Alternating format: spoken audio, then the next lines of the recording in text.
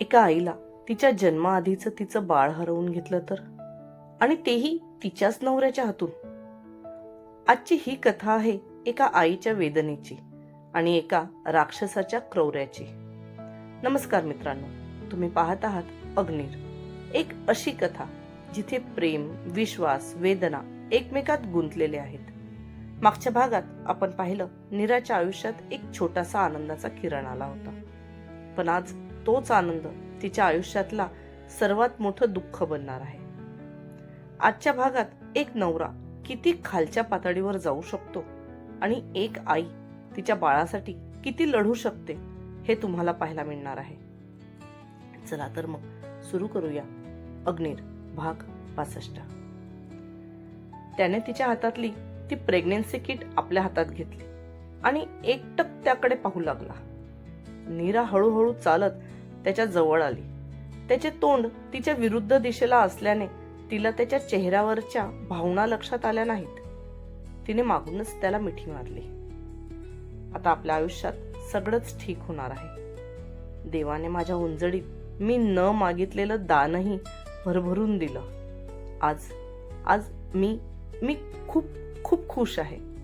झालं गेलं आपण सर्व मागे सोडू आणि एका नव्याने सुरुवात करू, ज्यात आपल्या दोघांसोबत असेल आपलं एक छोटस गोंडस बाळ. नीरा खुशीतच त्याच्या पाठीत आपला चेहरा घुसळत त्याला म्हणाली, किती आनंदाची गोष्ट असेल ना, बाळाची पहिली चाहूल. आज आपण आपला हाच आनंद एकमेकात वाटून घेत आपल्या आयुष्यातल्या दिशेने एक नवीन पाऊल टाकू. आपल्याला नको हा पैसा, नको ही संपत्ती. आपण आणि आपले बाळ हीच आपली खरी संपत्ती. नीरा बोलतच होती की त्याने तिच्या हाताला धरून तिला जोरात जमिनीकडे ढकलले आणि म्हणाला, संपत्ती? कोणाची संपत्ती? कसली संपत्ती? मी तुझ्या जवळ येताना पूर्ण प्रिकॉशन घेऊनच येतो. गेले कित्येक दिवस तर मी या घरात सुद्धा पाऊल ठेवले नाही, आणि मग तू कोणाच्या बाळाबद्दल बोलते आहेस? त्याने असे म्हणताच नीरा मनातून हादरली. तोच तो गुडघ्यावर बसला आणि त्याने तिच्या दंडाला जोरात आवळत तिला म्हटलं, त्या देसाई समोर तर फार सती सावित्रीचं नाटक करत होतीस, आणि मग हे तोंड काळं करायला कुठे गेली? ओह, तो डॉक्टर आला होता ना तुझ्याजवळ तुझी सुटका करून द्यायला. काही पण काय बोलता आहात? तुमच्याशिवाय मी कोणालाच नाही जवळ. त्याच्या हातावरच्या घट्ट पकडीमुळे सुद्धा होणार नाही तेवढ्या वेदना तिला त्याच्या बोलण्याने होत होत्या. तो तिच्या चारित्र्यावर शिंतोडे उडवत होता, जे की खरं नाही हे मनातून त्याला सुद्धा माहित होते, कारण तोच तर स्वतःच तर तिला त्या पिंजऱ्यात कोंडून जात होता. पण नुकतेच नीराने देसाईला दिलेला नकार आणि त्यात आता त्याने प्रिकॉशन घेतल्यानंतर सुद्धा आलेले प्रेग्नेन्सी किट हे बघून तो थोडा वेळ करता तर चक्रावलाच. जास्त शहाणपणा करायचा नाही. तुला मी चांगल्यानेच ओळखतो. माझ्यापासून दूर दूर राहण्यासाठी तू मुद्दाम आजारी असल्याचं नाटक करतेस आणि मी कामासाठी म्हणून बाहेर गेल्यावर माझ्या मागे हे थेर रंगवतेस. त्याने तिच्या गालावर एक जोराची चापट मारली, त्यामुळे त्याच्या हाताचा पूर्ण नक्षा तिच्या गालावर उमटला. प्लीज प्लीज मला मारून टाका, पण हे असले आरोप माझ्यावर लावू नका. नीरा तशीच उठली. तिने थरथरत त्या हाताने श्रीकांतचे पाय पकडले आणि त्याला विनवू लागली. तेच त्याने त्या पायाने तिला दूर झटकले आणि तिचा चेहरा आपल्या हाताच्या चिमटीत जोरात पकडत म्हणाला, ठीक आहे, नाही लावत तुझ्यावर आरोप, पण मग मी सांगतो ते गप्प ऐकायचं. उद्या गुपचूप माझ्यासोबत त्या देसाईकडे चलायचं आणि त्यानंतर डॉक्टरकडे जाऊन हे जे काही करून ठेवलं आहेस ना ते तिथेच टाकून यायचं. आता मात्र नीरा अविश्वासाने डोळे मोठे करून त्याच्याकडे बघायला लागली. काय सांगत होता तो? त्याच्या बायकोला एका दुसऱ्या माणसाकडे जायचं? कोणताही माणूस इतका नीच कसा असू शकतो की तो त्याच्या फायद्यासाठी त्याच्याच बायकोला एका दुसऱ्या माणसासोबत त्याच्या इच्छा पूर्ण करायला सांगतो? ठीक आहे, जरी तो बाळ त्याचं आहे हे नाकारत होता, पण ज्या बाळाने अजून व्यवस्थित श्वासही घेतला नाही, ज्या बाळाची चाहूल तिला आत्ताच काही वेळापूर्वी लागली, त्याच बाळाला तो मारून टाकायला सांगत होता. नीरा त्याचे बोलणे ऐकून हादरलीच होती. तोच त्याने तिच्या गालावर परत त्याची 5 बोटं उमटवली. तो तरातरा चालत किचन मध्ये गेला आणि पाण्याचा वॉटर प्युरिफाय त्याने ओपन केला. त्यातून त्याने एक सिलिकॉनचं छोट्या इंजेक्शनच्या आकाराची वस्तू बाहेर काढली आणि तिला बघत डोक्याला हात लावला. खर तर ती वस्तू म्हणजे एक प्रकारचा प्रेग्नन्सी अवॉइड करण्याचं औषध होतं, जे त्याला त्या डॉक्टरनेच बनवून दिलं होतं. ते सिलिकॉनचं इंजेक्शन त्याला फक्त पाण्यात टाकून ठेवायचं होतं. त्यातून थोड्या थोड्या प्रमाणात ते औषध पाण्यात मिक्स होत जाईल, जेणेकरून ते पाणी पिणाऱ्यांना प्रेग्नन्सी राहू शकणार नाही. पण हे इंजेक्शन त्याला मध्ये मध्ये चेक करून त्यातलं औषध संपल्यावर नवीन औषध भरायचं होतं. आणि आता तेच इंजेक्शन बघता त्याला ही गोष्ट लक्षात आली होती की त्यातलं औषध जवळजवळ 4 महिन्यापासून संपलेलं असेल, कारण औषध संपायची तारीख ही त्या इंजेक्शनवर लिहून येत होती. त्याला हे तर माहित होतं की नीरा स्वतःहून कोणाजवळ जाणार नाही आणि तिच्याजवळ कोणी येणार नाही याची त्याने पुरेपूर काळजी घेतली होती. उद्या डॉक्टरची वेळ घेऊन ठेवतो, देसाईकडून सरळ तिथेच यायचं. तो परत लिव्हिंग रूम मध्ये येऊन रागारागात नीराला म्हणाला आणि त्याने खिशातून त्याचा मोबाईल बाहेर काढलाच होता की नीराचा आवाज त्याच्या कानावर पडला. तुम्ही मला काय समजून ठेवलं आहे? मी एक व्यभिचारी स्त्री नाही. तुम्ही तुमच्या या फायद्यासाठी कोणा दुसऱ्याचा वापर करा. आणि राहिली गोष्ट बाळाची, तर मला हे बाळ हवं आहे आणि मी याला जन्म देणार आहे. हेच एक माझ्या जगण्याचं कारण आहे आता. आणि मी आज न उमललेल्या त्या कळीला माझ्या हाताने कधीच तोडणार नाही.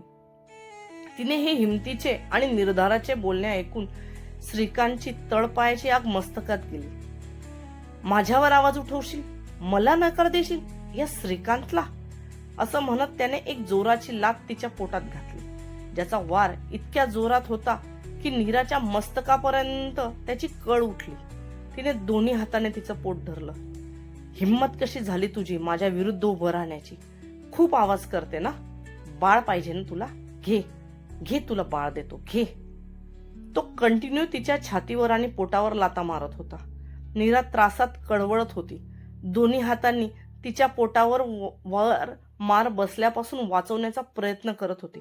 पण श्रीकांत एखाद्या पिसाटलेल्या राक्षसासारखा तिच्यावर त्या लाथेने मारत सुटला होता.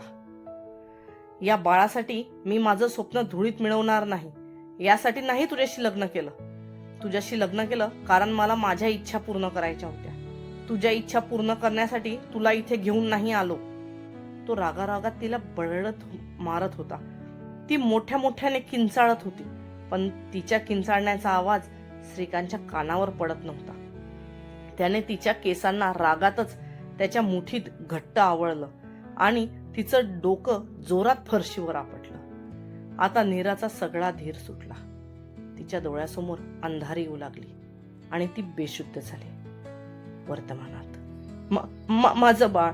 नीरा मोठा हुंदका देत तिच्या पोटाभोवती तिचे हात आवळत रडत होती. अग्नीने तिला लगेच त्याच्या छातीला लावून घेतलं.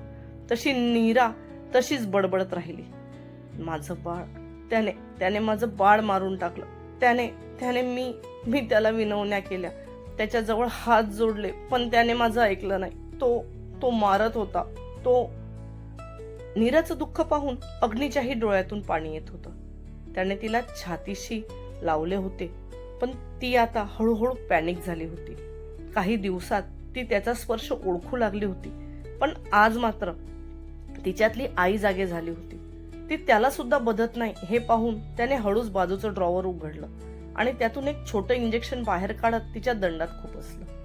नीरा आता हळूहळू शांत होऊ लागली आणि तिने अग्नीचं शर्ट आपल्या हाताच्या मुठीत गच्च पकडून आपले डोळे मिटले.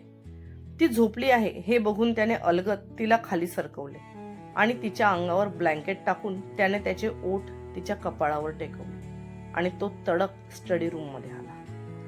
स्टडी रूम मध्ये येताच त्याने तिथलं सर्व सामान त्याच्या हाताने फेकायला सुरुवात केली. श्रीकांतचा राग इतका आला होता की आता जर तो त्याच्या समोर असता तर त्याने नक्कीच त्याचा गळा आवळून खून केला असता. सामानाची फेकाफाक केल्यानंतर सुद्धा त्याचा राग शांत होत नव्हता. त्याला आता नीराचा भूतकाळ तिच्या तोंडून ऐकण्याची मुळीच इच्छा नव्हती, कारण तसं करताना तिला होणारा त्रास त्याच्याने बघवला जात नव्हता. त्याने सरळ त्याचा मोबाईल हातात घेतला आणि भूमीला फोन लावला. एवढ्या रात्री अग्नीने बोलवले म्हणून भूमी सुद्धा पटकन तिथे आली. तिला नीराची काळजी होती.